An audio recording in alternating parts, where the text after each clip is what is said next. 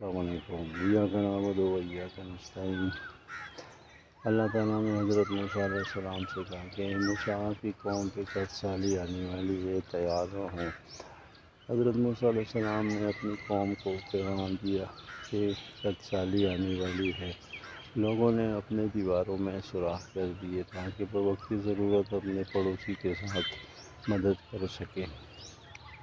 کچھ عرصہ گزرا تو سالی نہیں آئی۔ حضرت موسیٰ علیہ السلام نے اللہ سے سوال کیا کہ اے اللہ، آپ کہہ رہے تھے کہ سالی آنے والی ہے لیکن نہیں آئی ہے، کیا وجہ ہے؟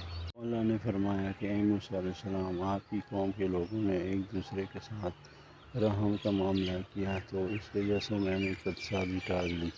آج کل پاکستان میں بھی پٹرول اور ڈیزل کی وجہ سے کافی مشکل حالات ہیں۔